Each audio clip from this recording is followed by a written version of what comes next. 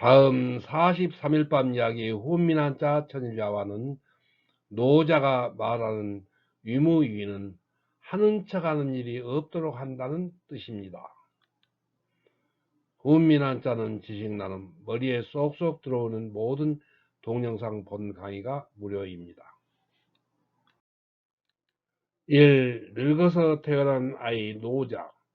주감선생, 문자신선님, 오늘은 노자의 이야기를 해봅시다. 문자신선, 예, 노자에 대해서는 공자보다 조금 앞선 시대에 전국시대에 태사벼슬을 지냈다는 노담이라고 합니다. 공자와 동시대의 노래자라고도 합니다. 통은신선, 전해오는 이야기에 노자는 기원전 604년에 중국 초나라 고현의 여향 고긴리에서 한 여인이 자두나무에 기댄 채 늙은 아이를 낳았다고 하며 그 이가 본명이 이입니다. 노자는 주나라의 수장실사는 왕실의 장서고를 기록하는 일을 말합니다. 수장실사를 했답니다. 그러나 그의 머리카락은 벌써 하얀 눈처럼 휘었기 때문에 사람들은 그를 두고 노자라고 불렀습니다. 노는 늙었다는 뜻이고 자는 하늘의 아들이라는 뜻을 가진 존칭입니다. 주감선생, 한돌자님, 아들자가 왜 하늘의 아들이라는 존칭이 되는가요? 한돌자, 예, 고대 중국에서는 임금이 백성들에게 자신의 권위를 높이려고 스스로 자신이 하늘의 아들이라고 믿게 하였습니다. 임금은 하늘의 아들이므로 전지전능한 존재라고 하면서 백성들이 그대로 믿고 따르게 하였습니다. 그래서 천자라고 하면 하느님의 아들이고 곧 임금이라는 뜻입니다. 그래서 아들자가 최상의 높임말로 쓰이자 제자 백가의 제자들이 자기네 스승의 성씨에도 자를 붙여서 공자, 노자, 한비자라고 하여 스승의 뜻이 된 것입니다.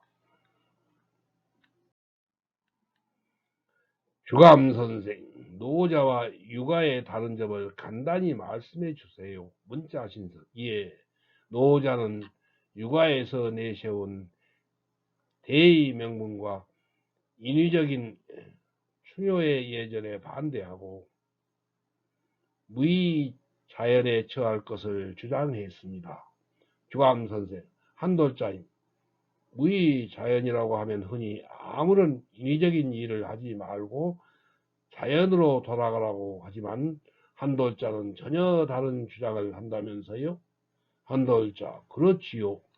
자세한 것은 훈민하자 천일야와 75일 밤 이야기부터 78일 밤 이야기에 나옵니다. 여기서 짚고 넘어가자면 무의 자연에서 할 위는 그냥 한다는 뜻이 아니고 하는 척 한다는 뜻으로 풀이를 해야 합니다.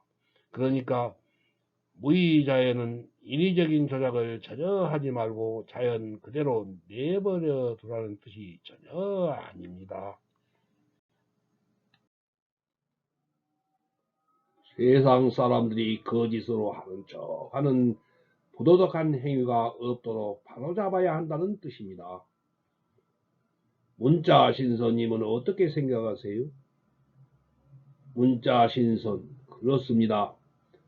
노자는 육아에 인위적인 도덕이 끼치는 폐단과 인간의 위선을 고발합니다. 그래서 좀 더 근원적인 진리로 나아가고자 했습니다. 저의 답변은 여기까지이고 너무 많이 알려고 하지 마세요. 늘 말씀드리지만 무의 자연의 풀이는 주감선생과 한돌자님의 몫입니다. 한돌자, 그런데 문자신선님, 노자가 늙어서 늙을로 태어난 아이 아들자라고 하는 것은 후대에 꾸며진 이야기가 아닌가요? 노자라고 하니까 태어날 때부터 늙은 아이였다고 하는 것은 아무래도 속설인 것 같은데요. 문자신선, 허허, 한돌자님 너무 깊이 들어가지 마세요. 그런 것은 주감 선생님과 의논하세요. 이 노자의 도덕경과 윤희. 주감 선생, 도덕경이 어떻게 세상에 남게 되었나요? 문자 신선. 예, 윤이라는 사람은 감숙성 천수연에서 태어났습니다. 윤희는 주나라 강왕시대의 관리가 되었습니다. 윤희는 밤하늘의 별을 관측하다가 성이 서쪽으로 이동하는 징조라는 것을 깨달았습니다. 한돌자, 그래서 어떻게 되었나요? 통원신선, 어느 날 태상노군은 노자를 말합니다. 태상노군이 푸른 소가 끄는 흰 수레를 타고 함곡관을 통과하고 있었습니다. 윤희는 복장을 갖추고 정중하게 그의 앞에 엎드려 태상노군을 맞았습니다. 잠시 머물다 가시지요 라고 권하는 윤희를 본 노자는 그의 비범한 재능을 알아차리고 그에게 도를 설파했습니다. 주감 선생, 노자의 도덕경에 대한 이야기가 전해온다면서요? 문자 신선, 예, 그렇지요. 노자는 그곳에 머무르며 5천자에 이르는 책을 써서는 그것을 윤희에게 주고 나서 몸에서 금빛을 내며 하늘로 올라갔다고 합니다. 노자가 윤희에게 주었던 책이 바로 도교의 경전인 도덕경이라고 전해옵니다. 3. 노자의 도. 한돌자. 도가의 노자가 말하는 대도란 무엇일까요? 문자 신선. 예, 노자에 의하면 그것은 무의자연의 도입니다. 위대한 도가 무너졌기 때문에 인의가 생겨난 것입니다. 지혜가 나오고 나서 큰 거짓이 생겨난 것입니다. 집안이 불화하기 때문에 효와 자애가 강조되었습니다. 나라가 혼란할 때 충신이 필요했습니다. 이처럼 육아에서 강조하는 덕들은 이미 그것들이 사라지고 없음을 반증해 주는 것이라고 도가에서는 주장합니다. 주감 선생, 도가에서는 육아를 비판한다면서요? 풍은신선, 예, 도가에서는 애초부터 큰 도리를 굳게 잡아 나갔더라면 아무 일도 없었을 것을 사람들이 인위적으로 일을 꾸미려 하니 일이 꼬였다는 것입니다. 다시 그것을 억지로 고치려 하니 일이 더 얽히고 설키게 되었다는 것입니다. 이런 배경에서 노자는 육아에서 말하는 성스러움과 지혜와 인의를 오히려 끊어버릴 것을 요구합니다. 주감 선생, 법가의 한비자는 법술세의 통치술을 구체적으로 설명했습니다. 도가의 노자는 무의자연의 도를 실천하는 방법을 어떻게 구체적으로 제시하였나요? 한돌자, 글쎄요. 도덕경은 주로 원칙론이 대부분이고 그렇게 딱 부러지게 구체적인 실천 방법을 찾아보기는 좀 어렵습니다. 무의자연의 도에 대하여는 고민한자 천일라와 78일 밤 이야기에 노자의 도덕경 제3장에 잘 나와 있어요. 여기서 짚고 넘어갈 것은 위무의 하는 척함이 없도록 하면 직무불치, 곧 잘 다스려진다, 곧 아니 다스려질 이치가 없다는 것입니다. 한문학자들이 위에 위무의 직무불치를 함이 없도록 하면 잘 다스려진다고 노자의 도덕경을 잘못 번역하여 함이 없도록 하면 잘 다스려진다는 것이 무슨 뜻인지 알 수가 없고 난해한 고전으로 왜곡하였습니다.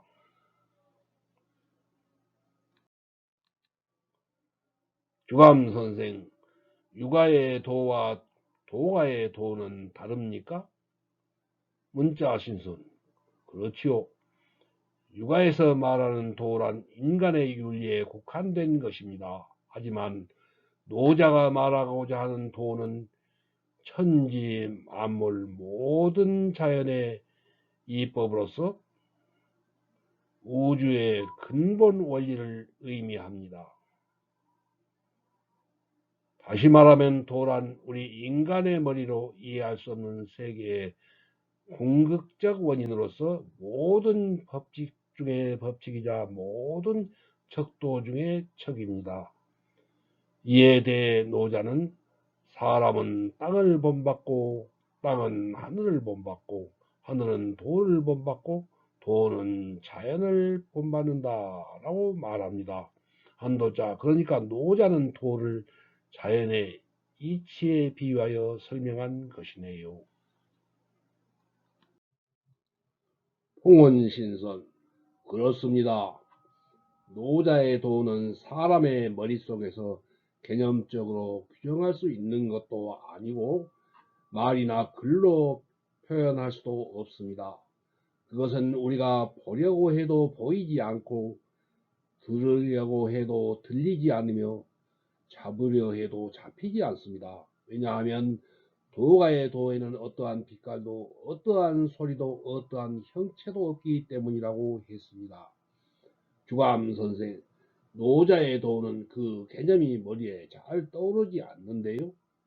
문자 신선, 예, 그렇지요. 이 그림은 노자가 소나무 아래에 있는 평상에서 격을 강의하는 모습입니다. 노자는 후대 도교 신도들에게 신격화되어 교주로 받들어졌습니다. 이 세상에서 어떤 모양을 갖는 존재는 모두 도에서 생겨난답니다. 이 도는 어떠한 시간적, 공간적 한계도 갖지 않기 때문에 무극입니다. 그렇다고 해서 이 없을무가 단순히 텅 비어있는 공무인 것은 아니고 도리어 모든 존재를 생겨나게 하는 없을무라고 해야 할 것입니다. 5. 노자에 비어있는 없을무의 쓰임은 유이다. 한돌자, 도가에서 말하는 비어있는 것의 쓰임이란 어떤 것입니까? 풍운신선, 수레바퀴에는 30개의 바퀴살이 한 바퀴에 통에 모여 있긴 하지만 그 가운데가 비어 있기 때문에 우리가 수레를 사용할 수 있습니다. 또 찰흙을 이겨서 그릇을 만들 때 그 빈 곳이 있기 때문에 그릇을 쓸 수 있으며 문과 창문을 뚫고 방을 만들 때 그 가운데가 비어 있기 때문에 우리가 방을 쓸 수 있습니다. 그러므로 유 있을 유가 이용되는 까닭은 무 없을 무가 작용하기 때문인 것입니다. 한돌자, 그러니까 빈 그릇이나 방 안의 빈 공간은 아무것도 없는 것이 아니고 비어있는 공간이기 때문에 쓸모가 있으니 무 없을 무가 아니고 유 있을 유라는 것이 진리입니다. 6. 공자가 노자에게 예를 물었습니다. 주감 선생, 공자는 노자에게 예에 대해 물었다고 하는데요.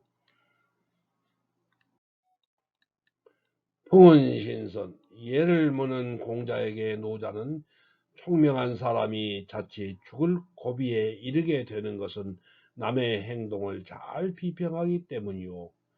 또 학식이 많은 사람이 자주 위험한 고비에 부딪히는 것은 남의 허물을 잘 지적하기 때문이요. 그러므로 말과 행동을 조심하고 자기의 주장을 함부로 내세워서는 안 돼요 라고 하였답니다. 한돌자, 선악에 대한 대처법이 유가와 도가가 다르다면서요? 문자 신선, 그렇지요. 공자는 우리가 선에 대해서는 선으로 대하되 악에 대해서는 어디까지나 정의로서 응징해야 한다라고 하였습니다. 이에 반해 노자는 선에 대해서는 말할 것도 없고 악에 대해서까지 포용하기를 가르칩니다.